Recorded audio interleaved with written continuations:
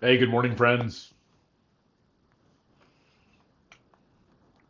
Yet again with the technical stuff going on this morning, so we endeavor to persevere and kind of drop back and punt onto the phone here. So so glad to be able to make it work. So we're kind of trying to get something a little more.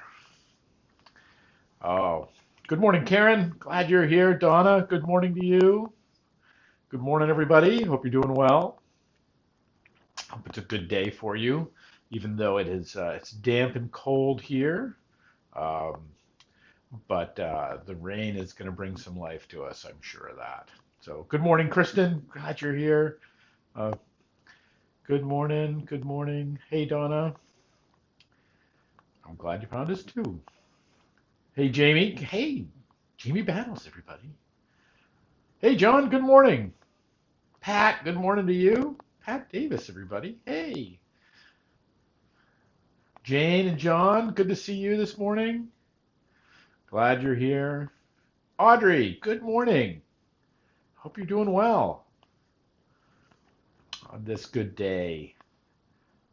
Morning, everybody. Good morning. Good morning. So this high day. So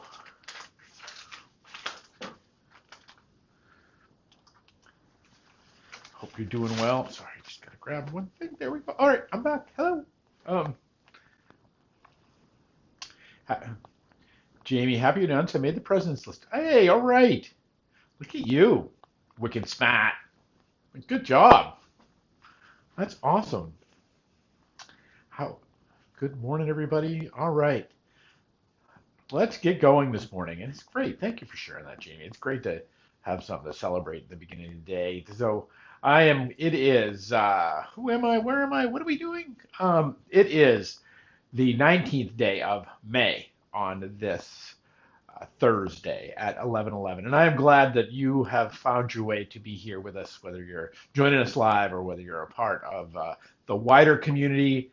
Welcome that I hope this is a sweet part of your day. I hope there's some sweetness in this, in the our journeying together over these. Man, it's been 2+ years now that we've been journeying together in this little place. Must have been Caesar Matt and you, yeah. That is. I'm sure that's what it was. Uh, so, good morning, everybody.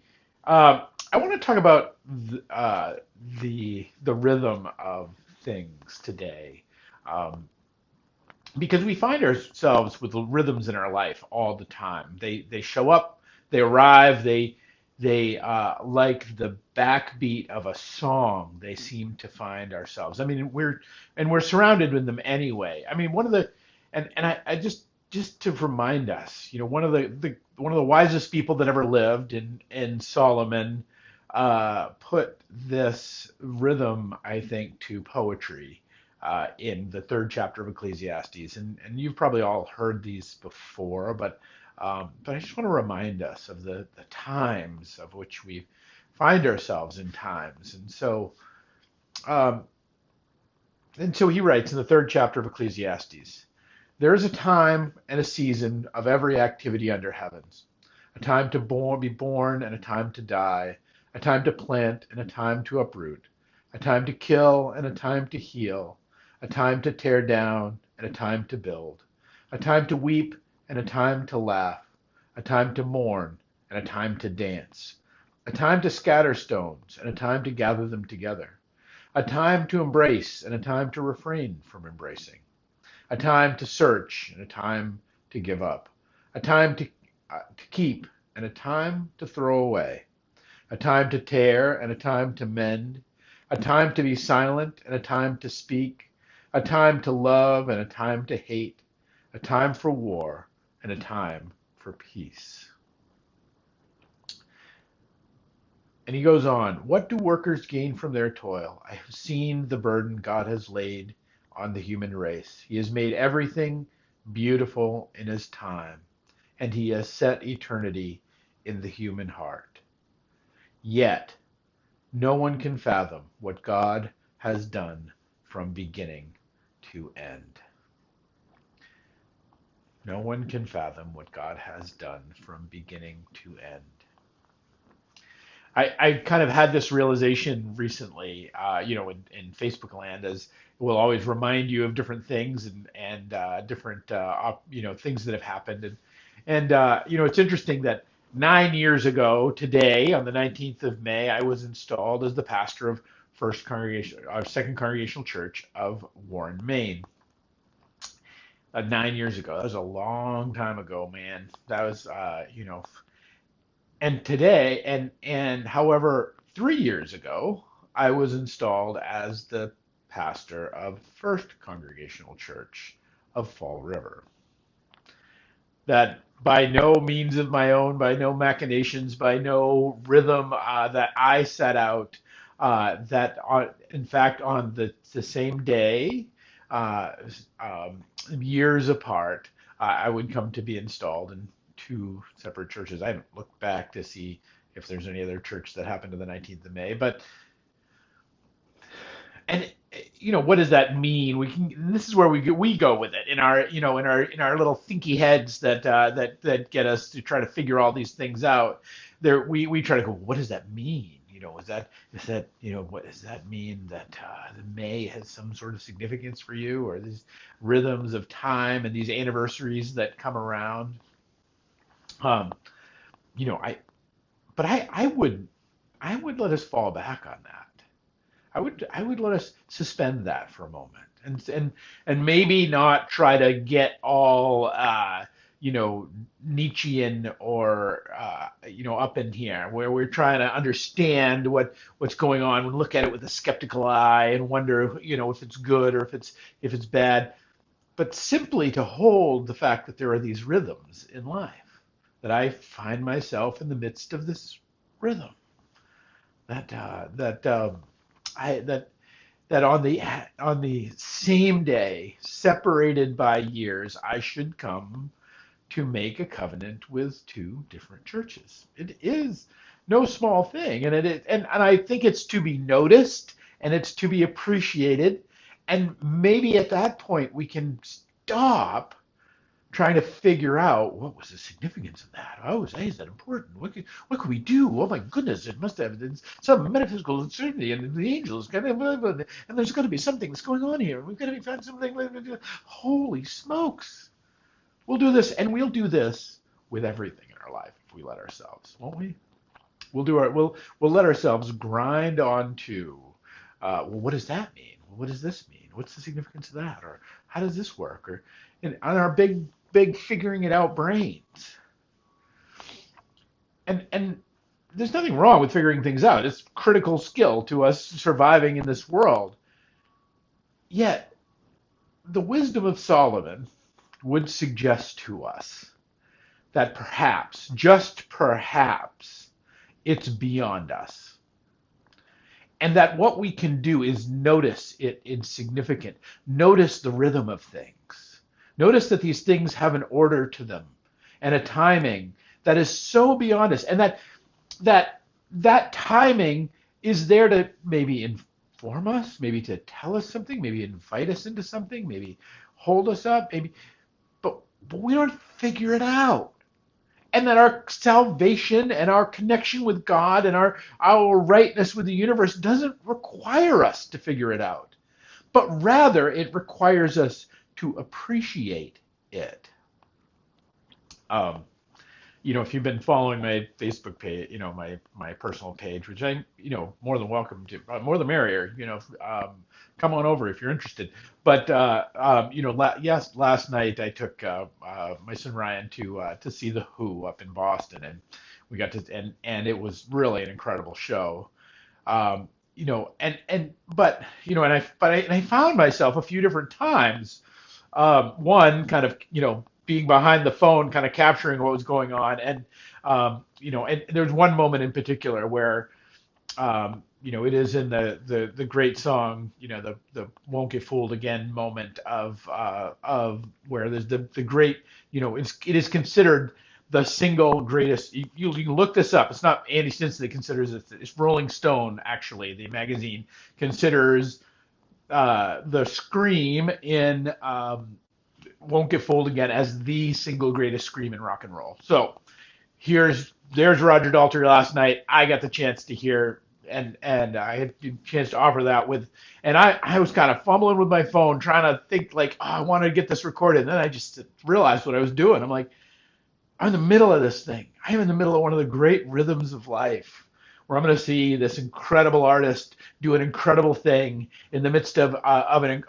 thousands of people who also think it's incredible. And I'm worrying about capturing it. I'm worrying about figuring it out. I'm worrying about making sure I have it. I have it on board so that I can, in the great words of Wordsworth, I can murder to dissect. I can kill it. I can capture this moment so that I can that I can take it apart and I can know what it's been. I can look at the vocal range that Daltrey has, or I can hear the way that Townsend plays the guitar. All of that, or I could appreciate it.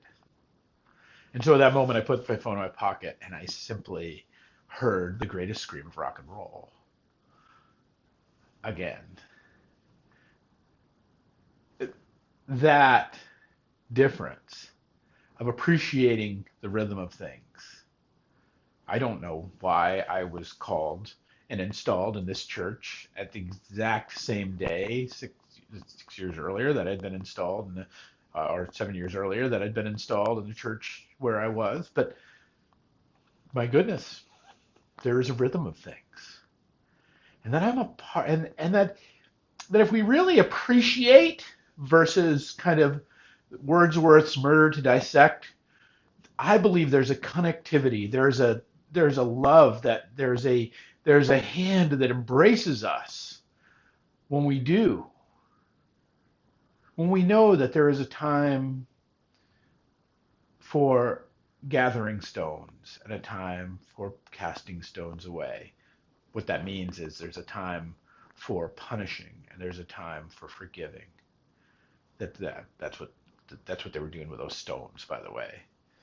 That there's a time for war and a time for peace, and that we find ourselves in these rhythms of life, and we find ourselves, and that they're not our rhythms. When we want to adulterate them, adulterate's the wrong word, sorry, and maybe by virtue of our controlling of them, we end up adulterating them. That's what I'm saying, is that we end up compromising the beauty of what is because of our desire to either understand it, our desire to control it, our desire for it to be other than it is. But to understand that in everything under the heavens, there's a time for it. Even the most horrific, even the most tragic, even the most painful, and even the most beautiful, and even the most wondrous, and even the most joyful. And that when we understand that, that it's all a part, that it's all contained within God's heavens, it's all under the firmament that God first creates, and I mean that not just because it all exists in this material world, but that it all is within the kindred and the kin of God, that it's all a part of the rhythm of things, and it's so I think there's an invitation to us in these days. Rarely do I know people right now for whom everything in their life is going the way they want it to go, whether it's employment, whether it's gas prices, whether it's child's education, whether it's the way things are knitting themselves together. That there's a chaos at work which we're all kind of subject to one degree or another. We can try to control the chaos, try to master it, and we need to do a certain bit of that. Or perhaps we can simply open ourselves and look to the rhythm of things, to see what is in store, to see how things are playing out, to see what is coming and what is happening and how it fits into the wider and world of which we are a part. Our lives together, where in the great poetry of Solomon is our living and dying, is our time in this time. So friends, my hope for you this weekend is that you will hear and embrace the rhythm of things. I think music's great for this. I mean, that the encounter with music last night reminds me that there's a rhythm to things, and there's a rhythm to music, and there's a rhythm to this creation too. And if we simply stop trying to measure the meter or to figure out the syncopation, we and simply listen and simply watch and simply see what the great song of creation happens to be, well, perhaps then we too can find our way to the dance. We too can find our way to the place in which all things are made right. So, friends, I hope you will be a part of this grand rhythm of things in these days. We have a few things coming up. Tomorrow is our monthly organ concert here. We're going to try and live stream it. We've got we're working out some technical stuff, but we're going to try and make that happen. We've got Steve Young, who is at Bridgewater University, who's going to be down, and terrific organist. So, and I hope you'll avail yourself to that music, and you might hear the rhythm of things that work.